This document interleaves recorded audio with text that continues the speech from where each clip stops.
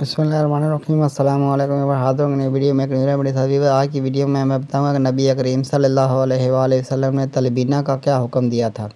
Weaver रेवड़ी ban करने से पहले मेरी आपसे दरख्वास्त है कि अगर आप हमारे चैनल पर नए हैं तो हमारे चैनल को सब्सक्राइब कर दीजिए और साथ लगे बेल आइकन को प्रेस कर दीजिए ताकि हमारे आने वाली तमाम वीडियो आप तक बर्बाद पहुंच सकें। आपका बहुत बहुत शुक्रिया। रसूलुल्लाह सल्लल्लाहु अलैहि वसल्लम के अहले खाना में से जब कोई बीमार होता तो हुक्म होता था कि इसके लिए तलबीना तैयार किया जाए। फिर फरमाते थे कि तलबीना बीमार के दिल से गम को उतार देता है और उसकी कमज़ोरी को यूँ उतार देता है जैसे कि तुम में से कोई अपने चेहरे को पानी से धोकर उससे गिलादत उतार देता है।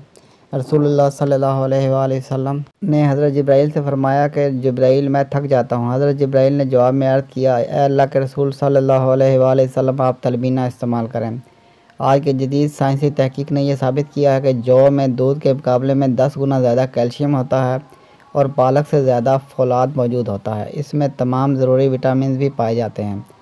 परेशानी और थकन के लिए भी तलबीना का इरशाद मिलता है। नबी करीम सल्लल्लाहु अलैहि वसल्लम फरमाते हैं कि यह मरीज़ के दिल के जुमला अवारत का इलाज है और दिल से गम को उतार देता है। जब कोई नबी सल्लल्लाहु अलैहि वसल्लम से भूख की कमी की शिकायत करता तो आप उसे तलबीना खाने का हुक्म देते और फरमाते कि उस खुदा की कसम जिसके कब्ज़ा में मेरी जान है, ये तुम्हारे पेटों से गलाज़त को इस तरह उतार देता है जिस तरह के तुम में से कोई अपने चेहरे को पानी से धोकर साफ़ कर लेता है। नबी पाक सल्लल्लाहु अलैहि वसल्लम को मरीज़ के लिए तलबीना से बेहतर कोई चीज़ पसंद न थी। इसमें जौ के फ़वाइद के साथ साथ शहद की अफादियत भी शामिल हो जाती है, मगर वो इसे नीम गर्म खाने, बार बार खाने और खाली पेट खाने को ज़्यादा पसंद करते थे। भरे पेट भी यानी हर वक्त हर उम्र का फ़र्द इसको इस्तेमाल कर सकता है, सेहतमंद भी मरीज़ भी। तलबीना न सिर्फ मरीज़ों के लिए बल्कि सेहतमंद लोगों के लिए भी बहुत बेहतरीन चीज़ है। बच्चों, बड़ों, बूढ़ों और घर भर के अफराद के लिए ग़िज़ा, टानक भी, दुआ भी, शिफा भी और अता भी।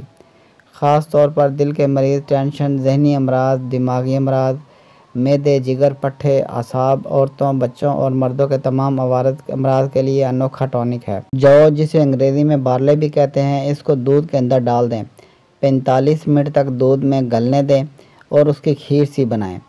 इस खीर के अंदर आप चाहें तो शहद डाल दें या खजूर डाल दें। इसे तलबीना कहेंगे। तरकीब: दूध को एक जोश देकर जौ शामिल कर लें, हल्की आंच पर 45 मिनट तक पकाएं और चमचा हिलाते रहें।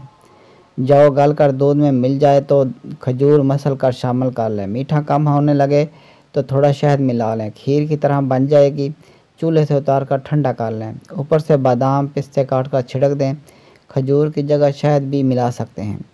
तिब्बी फ़वाइद: तिब्बी एतबार से इसके मुतअद्दिद फ़वाइद बयान किए जाते हैं। यह ग़िज़ा गम, मायूसी, कमर दर्द, खून में डिप्रेशन, पढ़ने वाले बच्चों में हाफ़ज़ा की कमज़ोरी, भूख की कमी, कोलेस्ट्रॉल की ज़्यादती, ज़ियादतीस के मरीज़ों में ब्लड शुगर लेवल का इजाफ़ा, अमराज़ दिल, अंतड़ियों, मैदा के वरम, अल्सर, कैंसर, क़ुव्वत मुदाफ़अत की कमी, जिस्मानी कमज़ोरी, ज़हनी अमराज, दिमागी अमराज, जिगर, पट्ठे के असाब, निढाली, वसवसे, तशवीश के अलावा दीगर बेशुमार अमराज में मुफीद है। और यह भी अपनी जगह एक हकीकत है कि जौ में दूध से ज़्यादा कैल्शियम और पालक से ज़्यादा फौलाद पाया जाता है।